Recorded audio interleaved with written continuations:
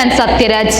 അടുത്തിടെയാണ് തമിഴ് താരം സത്യരാജ് ഇന്ത്യൻ പ്രധാനമന്ത്രിയുടെ ബയോപിക് ചിത്രത്തിൽ അഭിനയിക്കും എന്ന് ചില കേന്ദ്രങ്ങളിൽ നിന്നും വിവരം വന്നത്. ട്രക്കറായ രമേശ് ബാലനാണ് ഇത്തരത്തിൽ ഒരു വാർത്ത ആദ്യം എക്സസ് അക്കൗണ്ടിൽ വഴി പുറത്തുവിട്ടത്. എന്നാൽ ഇതിന്റെ കൂടുതൽ വിവരങ്ങൾ ഒന്നും ഇദ്ദേഹം വെളിപ്പെടുത്തിയിരുന്നില്ല. 2019 തന്നെ നടൻ വിവേക് ഒബ്രോയ് നായകനായി നരേന്ദ്രമോദിയുടെ ഒരു ബയോപിക് ചിത്രം എത്തിയിരുന്നു. എന്നാൽ ഇത് ബോക്സ് ഓഫീസിൽ വൻ പരാജയം നേരിട്ടിരുന്നു. പുതിയ ചിത്രം ഒരു പാൻ ഇന്ത്യൻ ചിത്രമാണോ എന്ന തരത്തിൽ കോളിവുഡിൽ സംശയം ഉയർന്നിരുന്നു.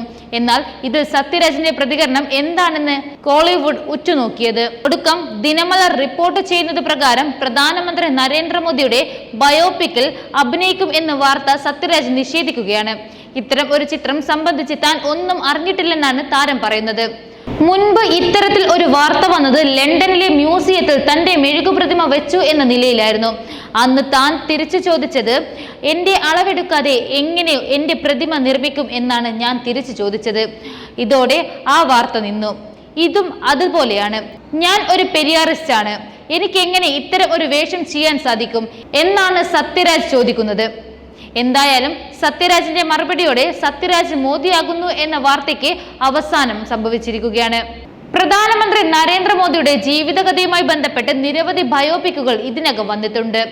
2019 വിവേക് ഒബ്രോയ് നായകനായ PM നരേന്ദ്രമോദി എന്ന ജീവചരിത്രം പുറത്തിറങ്ങിയിരുന്നു. മോദി വിരുദ്ധ തരംഗം നിലനിൽക്കുന്ന ദക്ഷിണേന്ത്യയിൽ മോദി പ്രതിച്ഛായ വർദ്ധിക്കുക എന്ന ലക്ഷ്യത്തോടെയാണ് തമിഴ് ബയോപിക് ഒരുക്കാനുള്ള നീക്കങ്ങൾ നടത്തുന്നത് എന്നായിരുന്നു റിപ്പോർട്ടുകൾ. 2007 സാമൂഹിക പരിഷ്കർത്താവായ പെരിയാറിന്റെ ജീവചരിത്രത്തിൽ സത്യരാജ് അഭിനയിച്ചിരുന്നു. ഇതിൽ മികച്ച പ്രതികരണവുമാണ് ലഭിച്ചത്.